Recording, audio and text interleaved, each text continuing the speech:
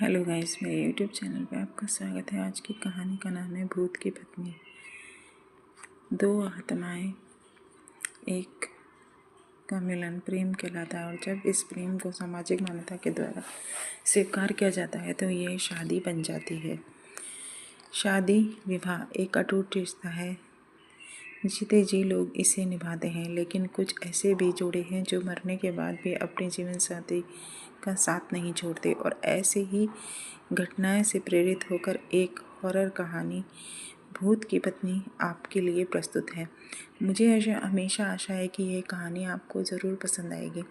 सुनीता बड़ी हो चुकी थी और जब उसके माता पिता को उसकी शादी की चिंता हो रही थी। हालांकि सुनीता बहुत अच्छी लड़की थी, जिसके लिए कई अच्छे लड़कों के रिश्ते आ रहे थे, जिनको लेकर सुनीता के परिवार में विचार विमर्श चलता रहा। एक दिन सुनीता की मौसी एक अच्छे लड़के का रिश्ता लेकर आती है। लड़की की फ़ोटो बहुत ही सुंदर थी, जिसे देखते ही सुनीता के माता पिता मोहित हो जाते हैं और वह तय कर लेते हैं कि इसी लड़की से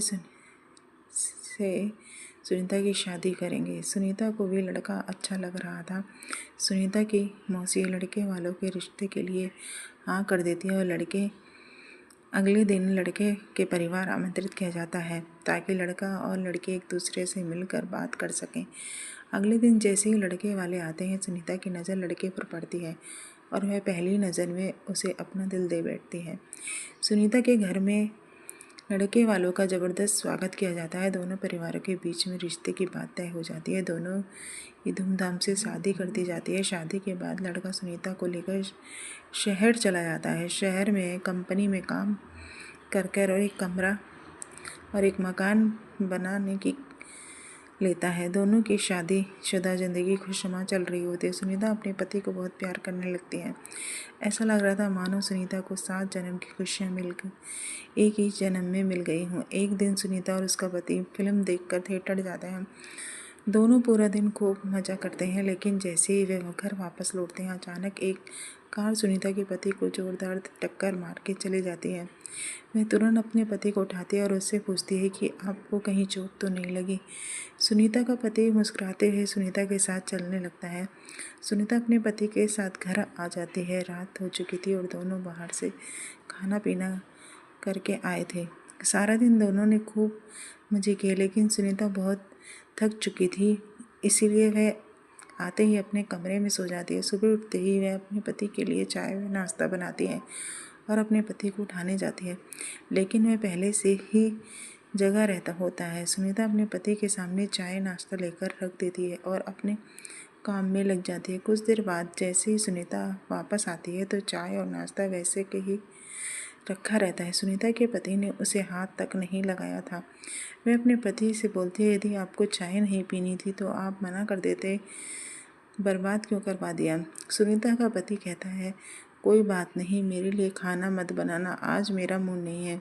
सुनीता का पति तैयार होकर अपने ऑफिस के लिए निकल जाता है। सारा दिन सुनीता अपने घर में काम करती रहती है और अपने पति का इंतज़ार करती है। 2 दिन गुजरते ही सुनीता के घर के दरवाजे पर कोई आवाज़ आती है। सुनीता दरवाज़ा खोलती है। अपने सामने कंपनी का चौकीदार खड़ा होता है, जिसमें सुनीता का पति काम करता था। चौकीदार सुनीता से पूछता है, मैडम 2 दिनों से सर ऑफिस नहीं आ रहे हैं, उनकी तबीयत खराब है क्या? मुझे मैनेजर साहब ने भेजा है। सुनीता को आश्चर्य होता है, क्योंकि उसका पति तो रोज़ तैयार होकर ऑफिस के लिए निकल जाता था, फिर वह ऑफिस क्यों नहीं पहुंचा। चौकीदार के जाते ही सुनीता अपने पति के घर लौटने का इंतज़ार करती है। शाम को सुनीता के पति घर आता है और वह उनसे पूछती है, आप ऑफिस के बहाने कहाँ जाते हैं? सुनीता का पति उसे यहाँ वहाँ की बातें में घुमाकर अपने कमरे में ले जाता है। अगली सुबह सुनीता अपने घर के दरवाजे पर दूध लेने गई होती है। तभी चौकीदार फिर से आ जाता है और कहता है, क्या साहब अभी तक नहीं आए? सुनीता कहती है, वह तो अंदर बैठे हैं, जाओ मिल लो। चौकीदार घर के अंदर पहुंचता है तो चारों तरफ देखता है, उसे कुछ नहीं नजर आता। पीछे से सुनीता दूध लेकर आती है। चौकीदार सुनीता से कहता है, कहाँ है साहब? सुनीता कहती है, अंधे हो गई हो क्या? तुम्हारे सामने ही तो बैठे हैं। लेकिन चौकीदार को सुनीता पागल लग रही होती है, क्योंकि सामने कोई नहीं बैठा होता। दरअसल उस रात को कार एक्सीडेंट हुआ था, उसमें सुनीता के पति की जान जा चुकी थी। चौकीदार सुनीता से दोबारा कहता है, मैडम कहाँ कोई नहीं है? लेकिन सुनीता चौकीदार को चिल्लाते हुए कहती है, अपने पति को जाकर पकड़ लेती है और कहती है, ये देखो इतना बड़ा इंसान तुम्हें नज़र नहीं आता। सुनीता के साथ कोई दिखाई नहीं देता। चौकीदार वापस लौट जाता है और कंपनी में जाकर सारी बात कहता है। जब कई दिनों तक सुनीता का पति काम पर नहीं आता तो कंपनी की तरफ से दिया हुआ कमरा खाली करने के लिए नोटिस भेजा जाता है। सुनीता नोटिस पढ़ते ही चिंतित हो जाती है और अपने पति से कहती है, आप कंपनी में काम कर रहे हैं, फिर क्यों मैं इस घर से निकाला गई। सुनीता का पति भूत बन चुका था, लेकिन सुनीता उसे साधारण समझ रही थी। उसी शहर में एक पुराना घर था जो कई सालों से बंद पड़ा था और वहाँ कई भूतिया आत्माएं रहती थी। सुनीता का पति उसी घर में चलने को कहता है। सुनीता अपने पति की बातों में आ जाती है और उसके साथ चलकर वहीं रहने लगती है। सुनीता ने इंसानों से रिश्ता ख़त्म कर दिया था और अपने पति के साथ भूतिया दुनिया में ही जीने सीख गई थी। दरअसल सुनीता अपने पति की बातों से पूरी तरह संतुष्ट हो चुकी थी। सुनीता को इस भूतिया घर में ही धीरे धीरे डर का एहसास होने लगा था। वह अपने पति के अंदर बदलाव देख रही थी, लेकिन वह अपने पति के प्यार में इतनी दीवानी थी कि उसे एहसास नहीं था कि वह भूत की पत्नी बन चुका है। कुछ दिनों बाद सुनीता के सास ससुर शहर आते हैं। सुनीता अपने पति से कहती है, मम्मी पापा फ़ोन आया है, वह 2 घंटे में स्टेशन पहुंच जाएंगे, उन्हें जाकर ले आओ। सुनीता का पति उससे बाहर जाने का बहाना कर देता है और उसी को स्टेशन जाने को कहता है। सुनीता अपनी सास ससुर को स्टेशन से जाकर ले आती है। सास ससुर आते ही अपने बेटे यानी सुनीता के पति के बारे में पूछते हैं। सुनीता कहती है, वह अभी किसी काम से बाहर गए हैं, कुछ देर में आ जाएंगे। सुनीता अपने सास ससुर के आने से बहुत खुश थी। वह उनके खाने की सारी तैयारियां करने लग जाती है, लेकिन शाम होने के बाद जब सुनीता का पति घर नहीं आता तब सभी चिंतित हो जाते हैं। सुनीता के पति का फ़ोन घर में ही रखा रहता है, इसलिए वह उससे संपर्क नहीं कर पा रही थी। सुनीता के साथ उसके सास ससुर भी अपने बेटे से मिलने का इंतज़ार कर रहे थे। पूरी रात गुजर जाती है, लेकिन सुनीता का पति घर में नहीं आता।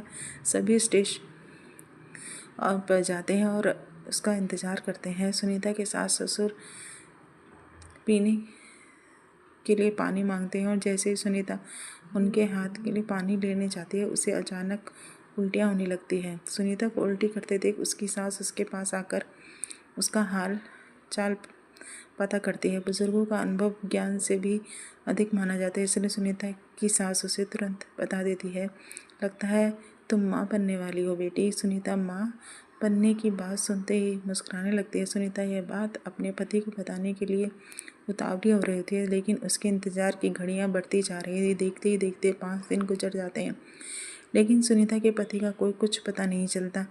तभी 3 पुलिस वाले थाने में शिकायत दर्ज कराने जाते हैं। पुलिस सुनीता से कहते हैं, 5 दिनों से तुम्हारे पति गायब हैं, लेकिन तुम्हें अब याद आ रही है। सुनीता ने जवाब देते हुए कहा, सर वो तो ऐसे 1-2 बार और कर चुके हैं, लेकिन मैं इसे सामान्य घटना समझ रही थी। लेकिन जब 5 दिनों से उनका पता नहीं चला तो मुझे लगा कि हो सकता है मैं कोई खतरे में हूँ। पुलिस FIR रिपोर्ट दर्ज कर लेती है और जांच पड़ताल शुरू कर देती है। पुलिस की तहकीकात शुरू हो जाती है और 2 दिनों में ही पुलिस को सुनीता के पति की सच्चाई का पता चल जाती है।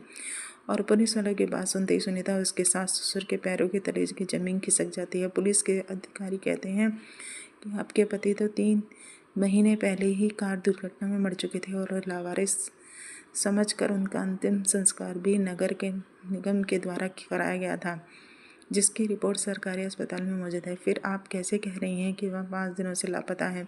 लेकिन सुनीता यह बात मानने को तैयार नहीं थी, क्योंकि वह अपने पति के साथ 3 महीनों से दाम्पत्य जीवन मधुर रह रही थी। इसी के चलते वह गर्भवती हो चुकी थी। सुनीता पुलिस से अपने बच्चे का जिक्र करती है। जैसे ही पुलिस को यह बात पता चलती है तो उस मरे हुए इंसान का बच्चा सुनीता के गर्भ में है। तो वह सुनीता से कहता है, आप बच्चे का चेकअप करवा दीजिए, उसके DNA का रिकॉर्ड में पता चल जाएगा कि ये बच्चा आपके पति का है और उसके मरने के बाद यह आपके गर्भ में आया, तभी आप की बात सभी को भरोसा होगा। पुलिस वालों को सुनीता के चरित्र पर शक था, इसीलिए वह इस परीक्षण की मांग कर रहे थे। सुनीता को सरकारी अस्पताल ले जाया गया और वहां बच्चे का परीक्षण कराया। जैसे ही डॉक्टरों ने के पास बच्चे की रिपोर्ट आती है तो उसके पसीने छूट जाते हैं, क्योंकि बच्चा साधारण नहीं, ये 2 महीने का था, लेकिन उसका विकास 8 महीने के बच्चे के बराबर हो चुका था और अगले ही महीने वह जन्म लेने वाला था। डॉक्टर के लिए अपने आप यह ऐतिहासिक बात थी कि 4 महीने में कैसे कोई बच्चा जन्म ले सकता है। डॉक्टर सुनीता के हालात के बारे में विचार करते होते हैं कि अचानक सुनीता के पेट में दर्द होने लगता है। डॉक्टर सुनीता के इतने जल्दी बिगड़ते हुए हालातों को समझ नहीं पा रहे थे। सुनीता को आपातकालीन कक्ष ले जाया गया। तभी डॉक्टर को पता चलता है कि सुनीता की डिलीवरी का समय आ चुका है और कुछ ही देर बाद सुनीता एक भूतिया बच्चे को जन्म देती है। सुनीता का बच्चा देखने में बहुत खूबसूरत था, लेकिन उसकी शारीरिक बनावट कुछ अलग थी। उसके दांत जन्म के साथ ही निकलते हैं और उसकी आंखें लाल थी। डॉक्टरों ने ऐसा बच्चा पहली बार देखा था। डॉक्टर उसका शारीरिक परीक्षण करते हैं। बच्चे के शरीर के अंदर सभी अंग सामान्य इंसानों की तरह थे। इस बच्चे के बारे में प्रभाव मिलते ही पुलिस को यकीन हो जाता है कि सुनीता सही कह रही थी, ये बच्चा उसी के पति का है। पुलिस ने अपने जीवन में पहला केस था जहां कोई भूत पिता बन था। सुनीता को अपने पति की मौत की खबर पर यकीन नहीं होता, लेकिन सभी के कहने पर वह उसे यह मान लिया था कि उसका पति इस दुनिया में नहीं है। इसीलिए वह अपने बच्चे और ससुर सास के अपने गांव वापस लौट जाती है। अपने भूतिया बच्चे के साथ अपने पति की याद में जीवन यापन करने लगती है। और इसी के साथ इस कहानी अच्छी लगी हो तो लाइक और सब्सक्राइब भी करें।